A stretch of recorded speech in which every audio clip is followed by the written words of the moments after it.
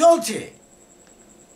বাংলাদেশে হিন্দু নির্যাতন বেড়েই চলছে। বাংলাদেশে হিন্দু নির্যাতন বন্ধ হবার কোনো লক্ষণই নেই। বাংলাদেশে হিন্দু নির্যাতন বেড়েই চলছে। চাঞ্চল্যকর এই তথ্য সামনে এনে এমনটাই দাবি করল বাংলাদেশ হিন্দু বৌদ্ধ খ্রিস্টান ঐক্য পরিষদ। ধর্মীয় জাতিগত সংখ্যালঘু সম্প্রদায়ের ওপর নির্যাতন নিপীড়নের রিপোর্ট বাংলাদেশ হিন্দু বৌদ্ধ খ্রিস্টান ঐক্য পরিষদ প্রকাশ করেছে। তাদের এই রিপোর্টে দাবি করেছে জুলাই 2023 থেকে জুন 2024 পর্যন্ত এক বছরে 27টি জেলায় 1045টি হিন্দু নির্যাতনের ঘটনা ঘটেছে। এর মধ্যে 52 জনের হত্যা করা হয়েছে, 25 জন হিন্দু নারীকে ধর্ষণ করার মতো ঘটনা ঘটেছে, 117টি মন্দিরে হামলা এবং ধ্বংস করা হয়েছে, 25 জন হিন্দু মহিলাকে ধর্ষণ ও খুন করা হয়েছে। এই মিলে সর্বমোট 1045টি ঘটনা ঘটেছে। এ চলছে। এরপরে আরো আমরা দেখব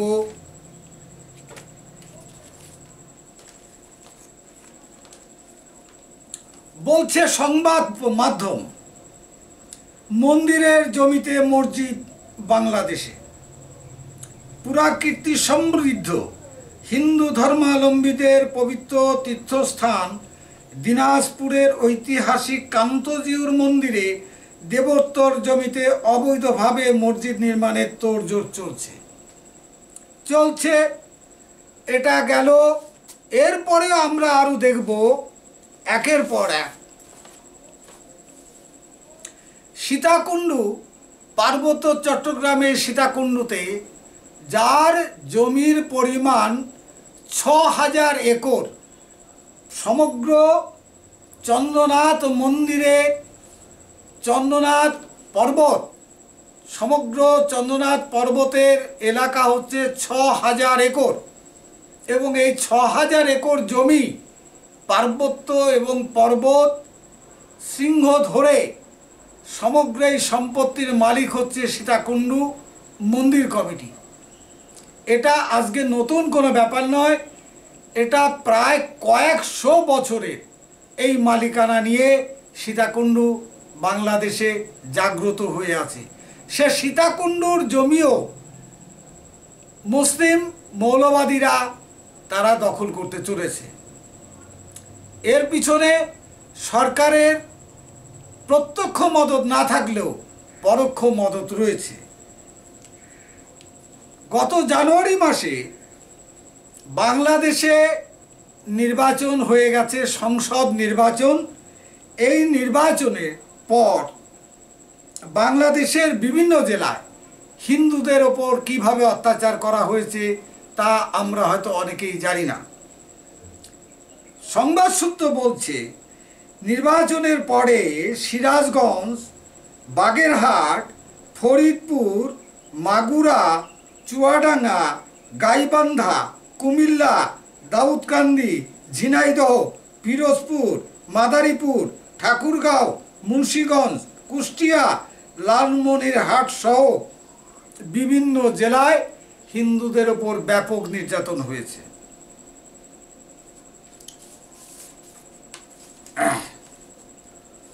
এরপর আমরা যাব সিরাজগঞ্জে।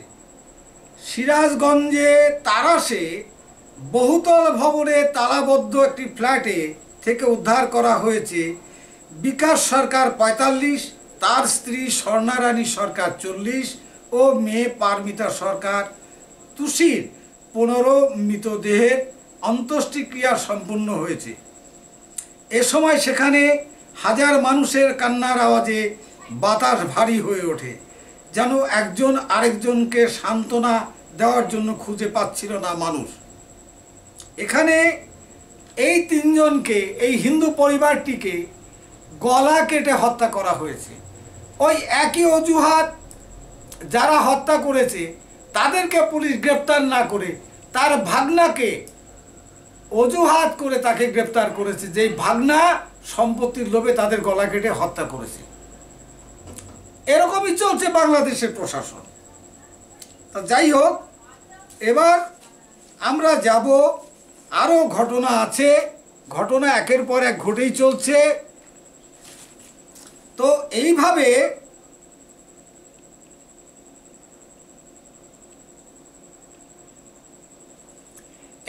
বাংলাদেশে সাম্প্রদায়িকতার প্রভাব দৈনন্দিন বাড়ছে। সরকারি ব্যাপারে বৈষম্য বঞ্চনার শিকার হচ্ছে হিন্দুরা। জাতি ধর্ম বর্ণ নির্বিশেষে সকলের অংশগ্রহণে 1971 সালে মুক্তিযুদ্ধের মাধ্যমে যে অসাম্প্রদায়িক দেশ প্রতিষ্ঠা হয়েছিল, আজ সেই বাংলাদেশে অসাম্প্রদায়িকতার প্রভাব বেড়েই চলছে। বৈষম্য ও বঞ্চনার শিকার হচ্ছেন বাংলাদেশের সংখ্যালঘু হিন্দুরা। এই বিস্ফোরক অভিযোগ করেছেন বাংলাদেশ হিন্দু বৌদ্ধ খ্রিস্টান ঐক্য পরিষদের সাধারণ সম্পাদক অ্যাডভোকেট রানা দাশগুপ্ত। অসাম্প্রদায়িকতার ভিত্তিতে বাংলাদেশের মুক্তিযুদ্ধ হয়েছে, আমি রানাবাবুর সাথে এই বিষয়ে একেবারেই একমত হতে পারলাম না। মুক্তিযুদ্ধ যখন হয়েছে আমিও সেখানে যুক্ত ছিলাম। আমি নিজে দেখেছি যারা হিন্দুদের বাড়িঘর লুটপাট করেছে, তখন মুসলিম লীগ, জামাতে ইসলাম, আওয়ামী লীগ কোনো বাদ বিচার ছিল না। সবাই মিলে হিন্দুদের বাড়ি ঘর, শিল নোড়া, জামা কাপড়, ধান পাট, তাদের খাদ্যশস্য সব পাইকারি হারে লুণ্ঠন করেছে। সবচেয়ে বড় জিনিস যে অসাম্প্রদায়িকতার ভিত্তিতে যদি বাংলাদেশের মুক্তিযুদ্ধ অনুষ্ঠিত হয়ে থাকে, তাহলে স্বাধীন বাংলা সরকার, যে অস্থায়ী সরকার গঠন হয়েছিল, সেখানে একজনও কেন কোনো মন্ত্রী ছিল না হিন্দু, বৌদ্ধ, খ্রিস্টান, আদিবাসীদের তরফ থেকে? এ কথা কি অস্বীকার করা যাবে? অসাম্প্রদায়িক কখনোই ছিল না। ভারত প্রেম মুক্তিযোদ্ধাদের মধ্যে মোটেই ছিল না, এবং তারা সবসময় চাইতো যেটা, সেটা হলো সুযোগ নেওয়া, সুবিধা গ্রহণ করা। এটাই তাদের সম্পূর্ণরূপে লক্ষ্য ছিল। এই ভারতের বুকে মুক্তিযোদ্ধার যারা হিন্দু, তাদের গীতা পকেটে রাখার অপরাধে এই ভারতের ট্রেনিং ক্যাম্পে তাদেরকে নির্মমভাবে ব্যানেট দিয়ে খুঁচিয়ে খুঁচিয়ে তাদেরকে হত্যা করা হয়েছে। আমরা এগুলো জানি। অতএব বাংলাদেশ গঠনের আগেও যেমন পূর্ব পাকিস্তানে অসাম্প্রদায়িকতা ছিল না, বাংলাদেশ গঠনের পরেও অসাম্প্রদায়িক হয়নি, বর্তমানেও নেই, ভবিষ্যতেও হবে না। আমরা বলবো এই অসাম্প্রদায়িকতার চেতনায় বাংলাদেশ গড়ার ডাক না দিয়ে আপনারা যারা আছেন, বাংলাদেশের হিন্দু নেতারা, বিশেষ করে সংখ্যালঘু নেতারা, আপনারা বলুন এখন বাংলাদেশে সংখ্যালঘুদের বাঁচার তাগিদে, বাঁচার জন্য, তাদের অস্তিত্ব রক্ষার জন্য আগামী দিনে তাদের স্বতন্ত্র স্বাধীন হোমল্যান্ড গঠনের ডাক দিন। তাহলে সমস্ত সমস্যার সমাধান হয়ে যাবে। চিরস্থায়ী যে উদ্বাস্তু সমস্যা ভারতে এবং বাংলাদেশে সংখ্যালঘু নির্যাতনের চিরস্থায়ী সমাধান একটাই, সেটা হলো বাংলাদেশ ভাগ করে স্বতন্ত্র স্বাধীন রাষ্ট্র গড়াই একমাত্র পথ। এর কোনো বিকল্প নেই। বাংলাদেশের স্বাধীনতার সময়ে বাংলাদেশের সংখ্যালঘু জনসংখ্যা ছিল 19.7%। আজ সেটা নামতে নামতে 8.7% নেমে গেছে।